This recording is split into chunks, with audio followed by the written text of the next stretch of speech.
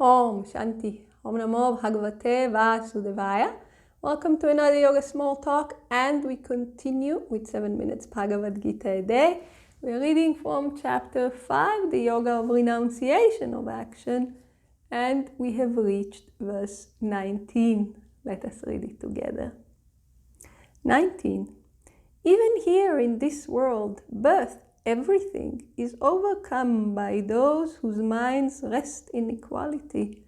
Brahman is spotless, indeed and equal.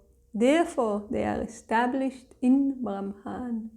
So we said in verse 18 that the sage sees God in everything, whether the name and form has the sattva guna predominant, tamaguna predominant, or rajaguna predominant. Doesn't matter. The sage is not limited to the vision of the name and form and sees the essence, the self. And this verse is a continuation of the same thing. Everything is overcome by those whose minds rest in equality, meaning once the mind is in the real state of equilibrium, not the practiced one that we say and we practice and we imagine and we walk with the mind. Once the mind is completely established and just sees just the self in everything and also in me, so I'm not different than all of this. No more duality, no more karma. Then everything is overcome. Swami Shivananda tells us, Brahman is ever pure and attributed less, and so he is not affected, even though he dwells in an outcast dog, etc. So he is spotless, he is homogeneous and one, and he dwells equally in all beings. So it's not like Brahman is more here or there, but we said that knowledge is veiled by ignorance. So where ignorance is bigger, we do not see the manifestation of God in creation. We see the name and form. This is this name and form. This is that name and form. And from this we build hierarchies and we establish prides and privileges and all those things that are deeply, deeply, deeply rooted in ignorance. But again and again we are told this is not the true reality. In the true reality, all indeed is Brahman. Transcend the names and forms. How? Through selfless action, through purifying, through karma yoga. You will reach here in the culmination of knowledge. Use the word sage. You will reach this equal vision.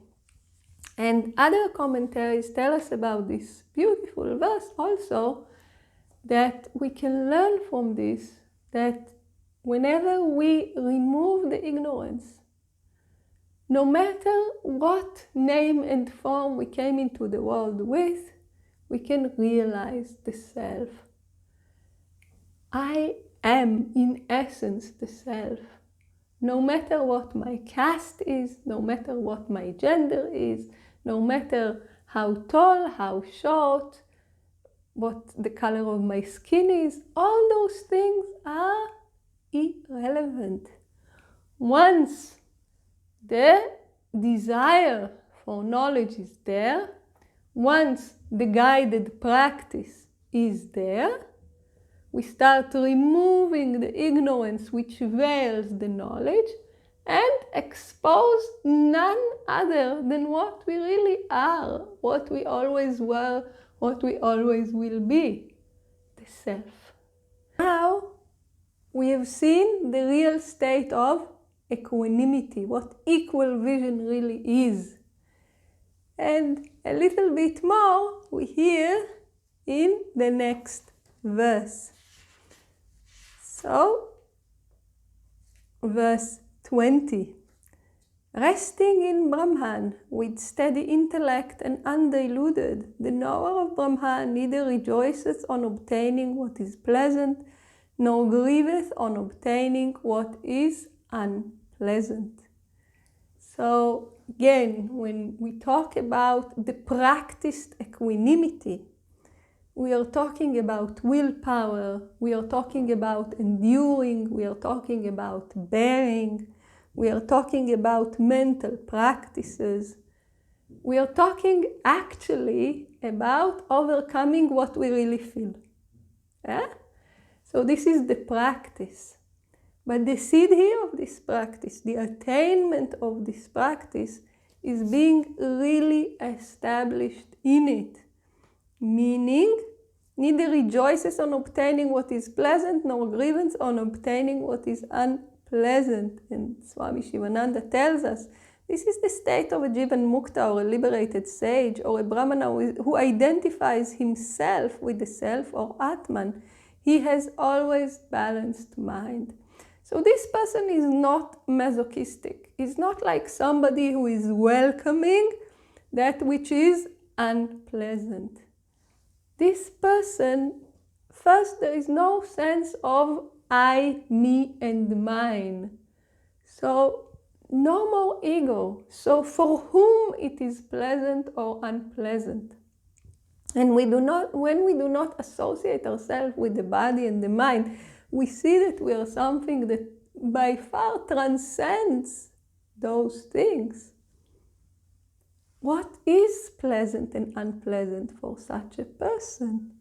He's always in a state of bliss. So this is the real established state of equanimity. This is the real equanimity. He has abandoned all actions and he rests in Brahman. No more need to practice. We can rest in supreme bliss. He who has an unbalanced mind, on the other hand, who identifies himself with the body and the mind, feels pleasure and pain, so needs to practice equanimity.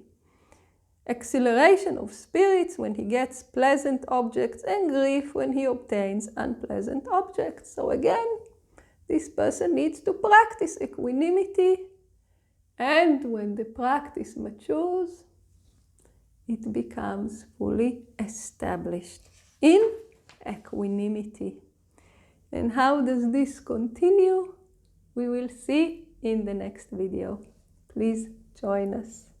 Om Shanti.